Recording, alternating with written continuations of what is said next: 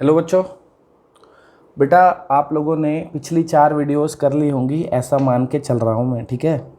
जिन्होंने नहीं करी भाई पिछली 4 वीडियोस देखो, प्रैक्टिस शीट 1 करो, उसकी प्रैक्टिस करो। अभी एनसीईआरटी से कुछ नहीं करना है, जब कहूँगा तभी टच करनी है एनसीईआरटी। पिछली 4 वीडियोस करके प्रैक्टिस शीट 1 कंप्लीट करके तब यहाँ से कंटिन्यू करना है आपने, ठीक है। तभी आप वो जो मैं आज के बाद होमवर्क दूंगा वो कर पाओगे, तो वो कर लेना भाई। वो बिल्कुल बेसिक है, वो आपका क्लियर नहीं होगा तो आगे ट्रिको समझ नहीं आएगी। फर्स्ट एक्सरसाइज अभी मैंने फर्स्ट एक्सरसाइज भी नहीं कराई आपको एनसीईआरटी, ये आज कराने जा रहा हूँ, ठीक है। तो अभी एनसीईआरटी छूनी नहीं है इस वीडियो से पहले। चलो, तो आज का भाई अपना टॉपिक है मेजरमेंट ऑफ एंगल, कि एंगल को कैसे कैसे मेजर किया जा सकता है, ठीक है। तो बच्चों इसको समझने से पहले, इसको ना पढ़े पहले मैं आपको एक चीज़ समझाना चाहता हूँ। देखो आप लोगों को पता है हम टाइम को कैसे मेजर करते हैं। टाइम को हम लोग कैसे मेजर करते हैं, अपनी जो घड़ी है, जो अपनी टाइम है, उसको हम मेजर कैसे करते हैं, पता है ना आपको। आपको टाइम के मेजर करने के कई पता है यूनिट्स। आर पता है ना, मिनट पता है, सेकंड पता है। ये क्यों बनाए जाते हैं, आप समझ रहे हो इस चीज़ को, इसको बनाया क्यों जाता है। सबसे पहले तो बेटा ये होता ही नहीं था, मिनट सेकंड घंटे कुछ भी नहीं होता था ये। पहले तो लोग यूँ ही देखते थे, दोपहर हो रही है शाम हो रही है बात ख़त्म, पहर के हिसाब से देख लेते थे वो, ठीक है। तो अब उन्होंने क्या करा भैया, एग्जैक्ट टाइम कैसे निकालें। तो जिस बंदे ने भी सोचा पहली बार, मेरे को इतनी हिस्ट्री तो नहीं पता, तो उन्होंने सोचा कि अब टाइम को कैसे हम एग्जैक्ट बताया करेंगे, इस टाइम पे ये चीज़ हुई थी, है ना। तो उन्होंने क्या करा, उन्होंने अपना पूरा देखा भैया, पूरा दिन देखा, पूरा का पूरा दिन देखा कि सुबह से लेके अगली सुबह तक का टाइम देखा। उन्होंने उसके 24 पार्ट्स कर दिए, उसको 24 पार्ट्स, 24 इक्वल पार्ट्स में डिवाइड किया, और फिर उस पार्ट को एक नाम दे दिया कि वो क्या है, 1 घंटा है वो, ठीक है ना। पूरे दिन का जो टाइम था उसके 24 पार्ट्स में उसको डिवाइड किया, उसके 24 टुकड़े किए और एक को बोल दिया 1 घंटा। तो इससे उनको टाइम थोड़ा अच्छे से पता लगने लग गया। अब वो एक दूसरे को ईजिली बता पाते थे, नहीं तो क्या होता, वो यूँ कहते भाई दोपहर को मिली हो, अबे दोपहर को कब मिली हो भाई। तो 24 पार्ट उन्होंने करे, इससे थोड़ा टाइम ज़्यादा एग्जैक्ट पता लगने लग गया कि भाई 3 बजे आ जाइए दोपहर को, तो थोड़ा आइडिया हो जाता था उनको, है ना। फिर उसके बाद उनको नीड लगी अब और एग्जैक्ट करना है कि भाई 3 बजे आएगा बंदा या तो 4 बजे आएगा। अब 3 और 4 के बीच में आएगा तो किस टाइम आया कैसे पता चलेगा। तो उन्होंने उससे भी एक छोटी यूनिट निकाली। फिर उन्होंने क्या किया, जो 1-1 घंटे का गैप था, जैसे 3 बजे से 4 बजे के बीच में जो गैप है, इतना लंबा जो टाइम है, उसको भी तो भैया यूनिट दो, ताकि आसानी से। ये क्यों बनाते हैं यूनिट भाई, आसान हो जाए कम्युनिकेशन, समझना चीज़ों को आसान हो जाए। तो उन्होंने इस 1 घंटे के भी 60 टुकड़े करे, 60 पार्ट्स में डिवाइड किया, जिसको फिर उन्होंने मिनट बोला, है ना। फिर और ज़्यादा प्रिसाइज करने के लिए मिनट को भी 60 पार्ट में डिवाइड किया, प्रिसीजन लाने के लिए करते हैं सब कुछ, ये होता है ड्रामा, है ना। ऐसे ही फिर एंगल का भी था भाई। अब शुरू में तो लोग इतने पढ़े लिखे होते नहीं थे ना, एंगल वंगल उनको समझ नहीं आता था। उनको इतना पता था इंक्लिनेशन, झुकाव, कोई चीज़ कितनी झुकी हुई है। वो क्या करते थे, उनके लिए 2 ही होता था भाई, या तो कोई चीज़ सीधी खड़ी है बिल्कुल सीधी, या थोड़ी सी टेढ़ी खड़ी है। अब टेढ़ी का उनको समझ नहीं आता था लॉजिक, कितनी टेढ़ी खड़ी है। अब कोई चीज़ यूँ खड़ी है तो ये कहते थे ये सीधा है ये टेढ़ा है, अब कितना टेढ़ा है ये, समझ रहे हो ना। वो बेचारे बड़े सीधे लोग थे, तो 2 ही तरीके के लोग होते थे, एक टेढ़े और एक सीधे। कितने टेढ़े ये कोई हिसाब नहीं था, ठीक है ना। तो कितने टेढ़े हैं वो भी तो उनको नापना है ना भाई, उनको मेजर करना है। तो उसके लिए उन्होंने सोचा अब करें क्या भाई, हमें तो पता है ये सीधा होता है, सीधे को वो लोग कहते थे राइट एंगल। सीधा मतलब राइट है कि नहीं, राइट एंगल, राइट आदमी है, बिल्कुल सीधा आदमी है, तो राइट एंगल कहते थे वो लोग। 90 डिग्री नहीं पता था तो मैंने बोल दिया, ठीक है। उनको ये राइट एंगल पता था।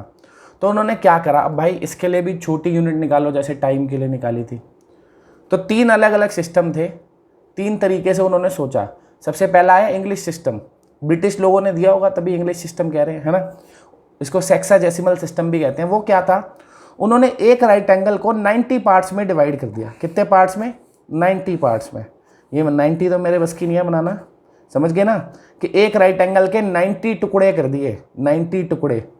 एक राइट एंगल को डिवाइड किया 90 पार्ट्स में, 90 इक्वल पार्ट्स में डिवाइड किया, जिस पार्ट को फिर उन्होंने नाम दिया डिग्री।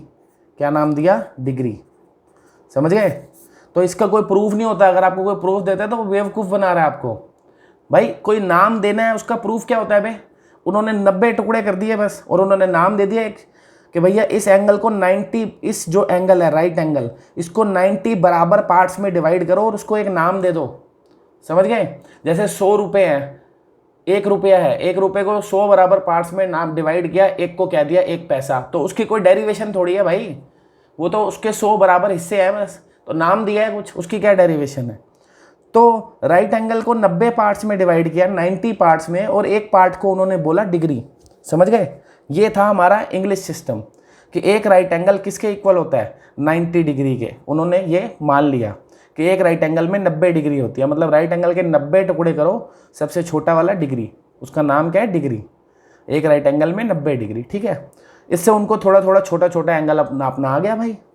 अब वो छोटे छोटे पता लगा लेते थे कोई चीज़ कितनी झुकी हुई है, कितनी टेढ़ी है ये चीज़, है कि नहीं। पर फिर किसी के दिमाग में और बात ठनक गई, भाई इससे भी छोटी यूनिट दो, कि कोई को मान लो उन्होंने कहा भाई, वो कहते थे एंगल 2 डिग्री है, 3 डिग्री है, 5 डिग्री है। एक बंदे ने कहा भाई इसके बीच में होगा तो अब क्या करोगे तुम, 2 और 3 के बीच में होगा तो। उसने कहा भाई मैं कह दूंगा 2.1 डिग्री, 2.2 डिग्री, तो मतलब 10 ही पार्ट हो पाएंगे बीच में, इससे ज़्यादा चाहिए भाई मुझे, और प्रिसीजन चाहिए। तो उन्होंने कहा अब इसके बीच में भी 60 पार्ट्स करो। कितने करो, 60 पार्ट्स। तो उन्होंने एक डिग्री को भी 60 इक्वल पार्ट्स में डिवाइड किया, 60 इक्वल पार्ट्स में डिवाइड किया, और ज़्यादा एग्जैक्ट एंगल बताने के लिए। उस इक्वल पार्ट को, एक पार्ट को बोला इन्होंने मिनट। इस मिनट को घड़ी वाले मिनट से, सुई के मिनट से रिलेट नहीं करना, ठीक है। एक डिग्री को 60 पार्ट्स में डिवाइड किया जाता है, जिस पार्ट को हम बोलते हैं मिनट। घड़ी की सुई से मिनट मत सोचना। कई बच्चे सोचते हैं सर 1 मिनट में सुई तो इधर से इधर ही गई है, ये कहाँ हो गया, 1 डिग्री थोड़ी है ये। ऐसा कोई हिसाब आपने नहीं बनाना है, घड़ी से रिलेट मत करना। ये क्या कह रहा है, 1 डिग्री है, 1 डिग्री को भी, ये भी एंगल की यूनिट ही है, ये मिनट भी एंगल को नापने की यूनिट ही है। 1 डिग्री को 60 इक्वल पार्ट्स में डिवाइड किया ताकि और ज़्यादा प्रिसाइज एंगल नापा जा सके, कि भाई 2 डिग्री से 3 डिग्री के बीच में कोई एंगल है तो उसको भी और ज़्यादा प्रिसाइजली नापा जा सके। तो उसको 60 पार्ट्स में डिवाइड किया और एक पार्ट को बोला 1 मिनट। तो 1 डिग्री याद रखना किसके इक्वल होता है, 60 मिनट्स के।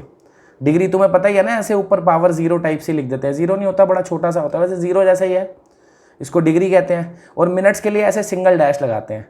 किसी भी नंबर पे सिंगल डैश दिखे आज के बाद ज़िंदगी में तो समझ जाना वो मिनट दिखा रहा है। तो 1 डिग्री में कितने मिनट्स होते हैं, 60 मिनट। और फिर 1 मिनट के भी छोटे पार्ट करे उन्होंने, 60 सेकेंड्स, है ना, 60 सेकेंड्स। तो ये मिनट और सेकंड घड़ी में भी हैं, पर वो घड़ी की सुइयों के बीच का एंगल नहीं है ये, ठीक है ना। घड़ी की सुइयों के बीच का एंगल वो डिस्कस बाद में करेंगे हम।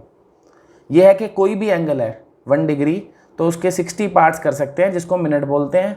तो 1 degree is equal to 60 minutes and 1 minute is equals to 60 seconds. तो ऐसे आप डिग्री को मिनट में कन्वर्ट कर सकते हो, मिनट को सेकंड में। अब भाई 1 डिग्री में 60 मिनट्स हैं तो ऑब्वियस है 1 मिनट में कितनी डिग्री होगी, इसको डिवाइड कर दो, यूनिटरी मेथड, ये तो सिंपल है ना। तो ये कहानी अगर आपको समझ आ गई तो अच्छी बात है, नहीं आई तो कोई दिक्कत वाली बात थोड़ी है। ये तो देखो आपको याद करने ही पड़ेंगे, खैर कन्वर्जन तो आपको याद करना ही पड़ेगा कि भैया 1 डिग्री में कितने मिनट होते हैं, 60 मिनट। तो अगर डिग्री को मिनट में कन्वर्ट करना है तो 60 से मल्टीप्लाई कर दो। ऐसे ही अगर सिमिलरली मैं इसको रिवर्स कर दूं, यहाँ पे इसको डिवाइड कर दूं, तो 1 मिनट में कितनी डिग्री होगी, 1/60 डिग्री, ठीक है। मिनट को डिग्री में करना है तो 1/60 से मल्टीप्लाई करेंगे, डिग्री को मिनट में करना है तो 60 से मल्टीप्लाई करेंगे। Same for minute two seconds, ठीक है ना। ये था हमारा इंग्लिश सिस्टम, ठीक है। फिर आता है भाई फ्रेंच सिस्टम। इन लोगों ने अलग हिसाब बनाया। इन्होंने एक राइट एंगल को 100 पार्ट्स में डिवाइड किया। एक राइट एंगल को, सेंटीसिमल बोल रहा हूँ ना, सेंट मतलब 100। एक राइट एंगल को 100 पार्ट्स में डिवाइड किया। एक राइट एंगल को 100 इक्वल पार्ट्स में डिवाइड किया और उसको नाम दिया ग्रेड। ये लिखा है 100 की पावर जी, ठीक है ना, ऐसे पावर में जी लिख देते हैं तो उसको ग्रेड्स बोलते हैं। ये सिस्टम अब यूज़ नहीं होता कहीं भी, मैंने बस तुम्हें जानकारी के लिए बता दिया। इज्जत बेइज्जती वाली बात कल को कोई पूछ ले, ये हमने नहीं पढ़ना है, ठीक है। ये ट्रिग्नोमेट्री में नहीं पढ़ना है, अब हमने क्या, कोई नहीं पढ़ता अभी, ये यूज़ नहीं होता। बस ऐसे ही बता दिया तुम्हें कि एक ये भी सिस्टम था जिसमें ग्रेड्स में नापा जाता था, एंगल डिग्री में नहीं नापा जाता था, ठीक है। एक राइट एंगल में 100 ग्रेड्स होते थे, वहाँ डिग्री सिस्टम नहीं चलाते थे वो लोग। बाकी किसी काम का नहीं है, इसलिए इस पर कोई मैं आप डिस्कशन नहीं कर रहा, ठीक है। ये 2 सिस्टम हो गए। अब एक और तीसरा सिस्टम भी था, वो था सर्कुलर सिस्टम। क्या था भाई, सर्कुलर सिस्टम। अब आपको एक चीज़ बताता हूँ, इसको बाद में पढ़ेंगे हम। सर्कुलर सिस्टम, सर्कुलर सिस्टम क्या होता है? आप लोगों को मैं बता चुका हूँ ना कि रेडियन भी कोई चीज़ होती है। उसमें वैसे मैंने पढ़ाया है पिछली 4 वीडियोस में कि एंगल रेडियंस में भी नापा जाता है ना, pi radian equal to 180 degree बताया था। अब आपको बताता हूँ रेडियन होता क्या है। What is 1 radian? 1 रेडियन की असली डेफिनेशन क्या है? 1 रेडियन होता क्या है, ध्यान से सुनेंगे बेटा।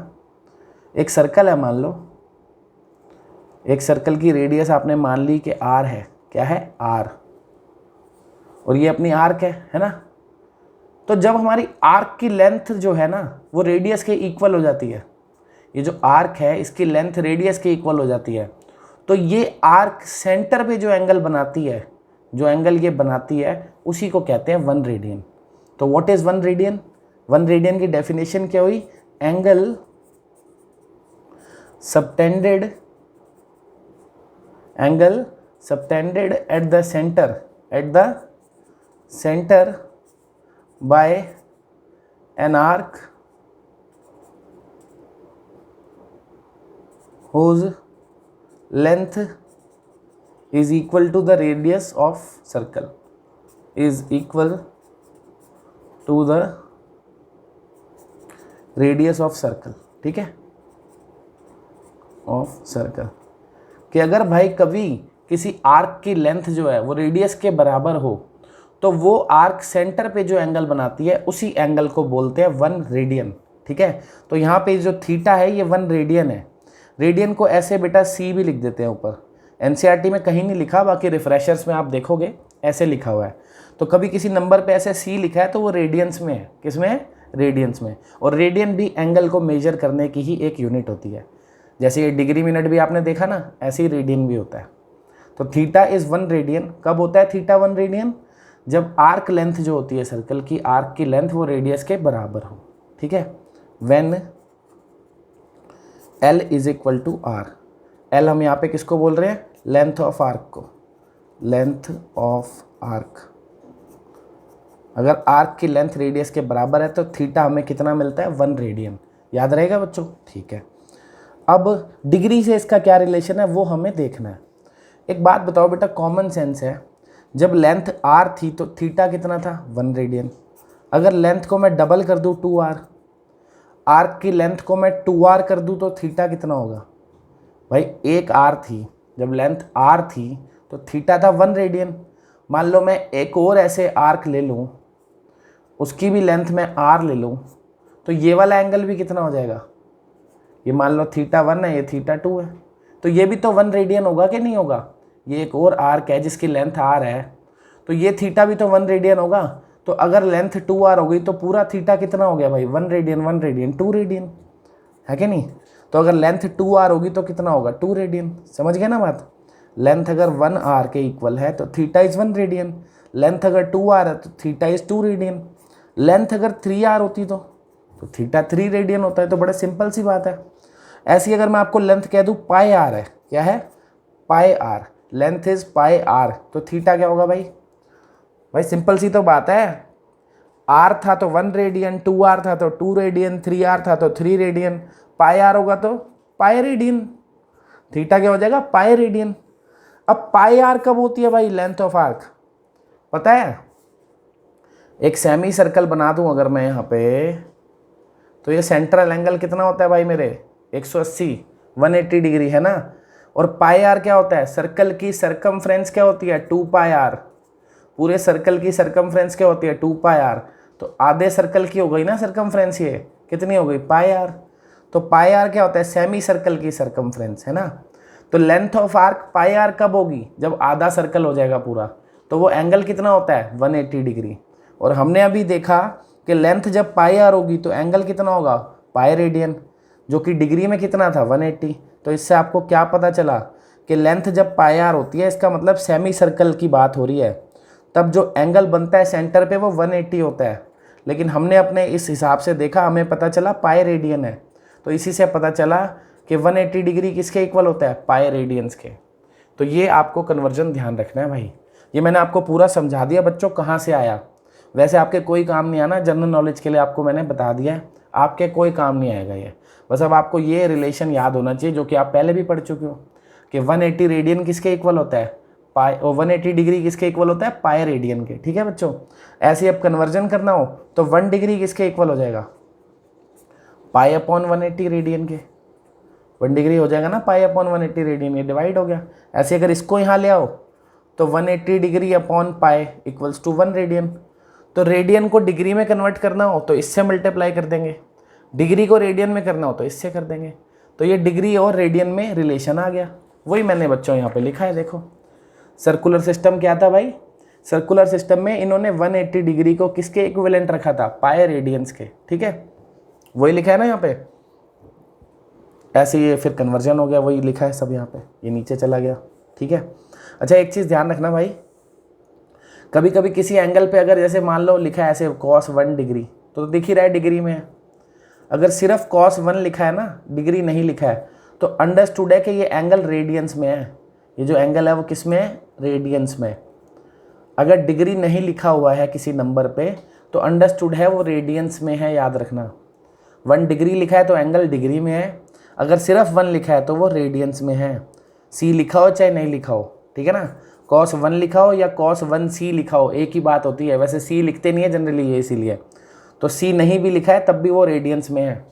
ठीक है, ये हो गया। अब एक चीज़ और देख लेते हैं छोटी सी। आप लोगों को ये तो पता ही होगा भाई, ये सर्कल है, सर्कल की सरकमफ्रेंस क्या होती है, 2 पाई आर। सर्कल की सरकमफ्रेंस क्या होती है भाई, 2 पाई आर, है कि नहीं। अब अगर मैं आपसे पूछूं कि ये एक सेक्टर है और ये एक थीटा है, तो ये लेंथ ऑफ आर्क कैसे निकालोगे आप, तो आपको पता ही है, ये तो आप 10th में भी पढ़ चुके हो। नहीं पढ़ चुके तो समझ लो, 2 पाई आर पूरे की लेंथ है ना भाई। 2 पाई आर क्या है, पूरे की लेंथ है। मुझे उसका कितना पोर्शन चाहिए, थीटा बाय 360। समझे कि नहीं समझे, यूनिटरी मेथड है यार। कि भाई 360 डिग्री अगर मैं पूरा एंगल लेता हूँ, कितना लेता हूँ, कि जब मैं एंगल पूरा 360 डिग्री लेता हूँ, 360 डिग्री, तब मेरी जो आर्क की लेंथ है, पूरे सर्कल की जो आर्क की लेंथ है वो कितनी होती है, 2 पाई आर। जब थीटा मेरा कितना होता है, 360 डिग्री होता है। तो अगर मैं 1 डिग्री के लिए निकालूँ तो कितनी हो जाएगी, 1 डिग्री के लिए कितनी हो जाएगी मेरे भाई, 360 के लिए इतनी लेंथ थी, तो 1 डिग्री के लिए क्या होगी, 360 से डिवाइड करूँगा ना इसको, तो 1/360 into 2 pi R, common sense. तो अगर मैं आपसे पूछूं ये किसके लिए निकाली है आपने, 1 डिग्री के लिए। अगर एंगल हमें नहीं पता, थीटा डिग्री है कुछ, तो थीटा के लिए कितनी होगी, 1 डिग्री के लिए लेंथ इतनी है तो थीटा के लिए कितनी होगी, थीटा से मल्टीप्लाई कर दो, यही तो करेंगे। 1 डिग्री के लिए लेंथ इतनी है, 2 डिग्री के लिए इसके डबल होगी, 3 डिग्री के लिए इसके ट्रिपल होगी, तो थीटा डिग्री इसके लिए कितनी होगी, इसके थीटा टाइम्स होगी। तो theta upon 360 into 2 pi R. सही बात है कि नहीं, इसको 2 से काट दो, 180। ये आपने पढ़ा हुआ है वैसे, पाई आर थीटा अपॉन 180 10th में पढ़ा होना चाहिए था कि आर्क की लेंथ ऐसे निकालते हैं। नहीं पढ़ा तो अब पता लग गया, सिंपल सा कंसेप्ट है यार, यहीं से पता लग जाना चाहिए था। 2 पाई आर पूरे सर्कल की लेंथ है, पूरे सर्कल की आउटर लेंथ, मतलब पूरी आर्क लगा लो आप एक, है ना, पूरी आर्क की लेंथ। मुझे थोड़ी सी चाहिए, कितना पोर्शन चाहिए, पूरे का कितना पार्ट चाहिए, पूरे 360 डिग्री का सिर्फ थीटाथ पार्ट चाहिए, इतना पार्ट, तो ये निकलती है लेंथ। तो 2 से 360 काट दिया, फॉर्मूला बन गया आर्क की लेंथ का। अभी आपने एक चीज़ और पढ़ी है कि पाई रेडियंस, देखो ये रेडियन में है, डिग्री में है, तो सॉल्व नहीं कर सकते ना, सेम यूनिट होनी चाहिए। तो पाई को लिख सकता हूँ 180 डिग्री, कि नहीं लिख सकता, पाई को मैं लिख सकता हूँ ना 180 डिग्री, और नीचे भी 180 डिग्री है, तो 180 डिग्री 180 डिग्री तो ख़त्म। तो भैया एल की वैल्यू क्या आ गई, आर इंटू थीटा। तो ये हमारे पास एक नया रिलेशन आ गया कि किसी भी सर्कल में आर रेडियस है, थीटा सेंट्रल एंगल है और एल उसकी आर्क की लेंथ है, तो उनमें एक रिलेशन होता है कि एल किसके इक्वल होता है, आर इंटू थीटा के। ठीक है भाई, तो ये थे बच्चों हमारे मेजरमेंट ऑफ एंगल। ये पूरा हमारा सिस्टम था जो आपको याद करना पड़ेगा ये सब भाई। मैंने अपनी तरफ से पूरा आपको समझा दिया, जितनी डेप्थ में मैं समझा सकता था, याद आपको करना पड़ेगा। 3 सिस्टम है भाई, 3 क्या है, इसको तो भूल जाओ ना, इसको छोड़ो। इंग्लिश सिस्टम है सेक्साडेसिमल, जिसमें डिग्रीज में नापते हैं हम। 1 डिग्री 60 मिनट के इक्वल होता है, 1 मिनट 60 सेकंड्स के इक्वल होता है। मिनट को डिग्री में ऐसे कन्वर्ट करते हैं, क्या करो, मिनट को डिग्री में कन्वर्ट करने के लिए क्या करो, 60 से डिवाइड कर दो। सिमिलरली डिग्री को मिनट में करना है तो 60 से मल्टीप्लाई कर दो। Same for seconds, minute two seconds, ठीक है ना। एक सर्कुलर सिस्टम होता है जिसमें 180 डिग्री किसके इक्वल होता है, पाई रेडियंस के। ऐसे कन्वर्जन कर सकते हैं। ये बात याद रखना, अगर एंगल पे कुछ नहीं लिखा है तो वो अंडरस्टूड है, रेडियंस में है। अगर कुछ नहीं लिखा होता तो वो रेडियंस में होता है। एक आपको काम की बात और बता देता हूँ, इस रिलेशन से मिल जाएगी। देखो ये था ना भाई अपना, देखो इधर से देखो, खुद सोचो खुद। एल किसके इक्वल है, आर इंटू थीटा। इधर से समझना बात को, जरा ढंग से समझना, जो बात समझा रहा हूँ बहुत इंपॉर्टेंट है। एल किसके इक्वल है, आर इंटू थीटा। तो एल अपॉन आर क्या हो जाएगा भाई, थीटा। अच्छा बच्चों बताओ, एल किस में नापते हो आप, कौन सी यूनिट होती है एल? एल क्या लेंथ है ना एक। जिन बच्चों में थोड़ा सा दिमाग है उन्हें बात समझ आ जाएगी, सबको ही आ जाएगी। जिसको नहीं भी आई तो टेंशन मत लेना, कोई इतनी काम की बात नहीं है, ठीक है ना। चैप्टर तब भी हो जाएगा। बस मेरा तो मन करता है सारे कंसेप्ट बच्चों को सिखा दूं भाई। एल अपॉन आर है, एल जो है लेंथ है, आर भी लेंथ है, दोनों की यूनिट सेम होती है ना। मान लो आपकी एल कुछ भी 5 सेंटीमीटर 10 सेंटीमीटर कुछ भी है, नीचे रेडियस है 5 सेंटीमीटर, तो जब आप इसको काटोगे थीटा क्या आ जाएगा, 2। और यूनिट तो कट जाएगी, यूनिट तो कट जाएगी ना, सेंटीमीटर सेंटीमीटर। तो यानी कि थीटा की तो कोई यूनिट ही नहीं है, यूनिट लेस हो गया। ये तो क्या हो गया, ये यूनिट लेस हो गया, ठीक है बच्चों, ये यूनिट लेस हो गया। अब हमें क्या देखना है, थीटा की कोई यूनिट नहीं है, पर ये तो रेडियंस में था, अभी तो हमने देखा था, हमने रेडियन में कन्वर्ट किया था। तो याद रखना ये चीज़ को भाई, कि जब कोई यूनिट नहीं आती तभी उसे रेडियंस कहते हैं। रेडियन अपने आप में यूनिट लेस है, ठीक है, यूनिट लेस। रेडियन की कोई यूनिट नहीं, रेडियन अपने आप में कोई यूनिट नहीं है। एंगल को रेडियंस में मेजर ही इसलिए किया गया था, क्यों? क्योंकि जब मैं ये रिलेशन देखूं, अगर दोबारा से इस रिलेशन की बात करते हैं जरा ढंग से और थोड़ा डेप्थ में। देखो L equals to R into theta, ध्यान से सुनना। मान लो R सेंटीमीटर में था, अगर थीटा की कुछ भी यूनिट होती और मैं उनको मल्टीप्लाई करता तो L सेंटीमीटर में कैसे आता, नहीं आ पाता। मान लो थीटा डिग्री में ही होता, चलो ऐसे ले लो, थीटा डिग्रीज में होता, R सेंटीमीटर में होता, मैं दोनों को मल्टीप्लाई करता तो सेंटीमीटर इंटू डिग्री एक नई यूनिट बन जाती। पर ये तो L है, लेंथ थोड़ी सेंटीमीटर इंटू डिग्री में नाप सकते हैं हम, नहीं ना। तो थीटा को यूनिट लेस होना पड़ेगा, तभी L और R की यूनिट क्या होगी, सेम होगी, है ना। तो थीटा यूनिट लेस होना चाहिए, तभी इन्होंने रेडियंस को इन्वेंट किया था। Radian is unit less, radian को आप जिससे मल्टीप्लाई करोगे वो उसमें कन्वर्ट हो जाएगा। रेडियन अपने आप में खुद कोई यूनिट नहीं होती, बट फिर भी कुछ नाम तो देना है ना, ये एंगल रेडियंस में है, इन्होंने नाम दे दिया, ठीक है। याद रखना, ये रेडियन जिस यूनिट से मल्टीप्लाई होगा उसी में कन्वर्ट हो जाता है। बहुत बातें बता दी है मैंने आप लोगों को, पता नहीं याद रहेंगी नहीं रहेंगी, ठीक है। तो भाई कुछ याद रहे चाहे ना रहे बच्चों, ये तो याद रहना ही चाहिए। अगर आपको ये याद नहीं रहा तो भाई मेरे बहुत दिक्कत हो जाएगी। पीछे तो सब जो था सो था, इसके अच्छे से अपनी कॉपी में नोट्स बना लो और ये सारे रिलेशन याद कर लो। नेक्स्ट वीडियो में आप लोगों को क्वेश्चन कराऊंगा मैं इनसे रिलेटेड, इनको अच्छे से अपने दिमाग में सेट कर लो मेरे भाई, ठीक है। Bye, thank you.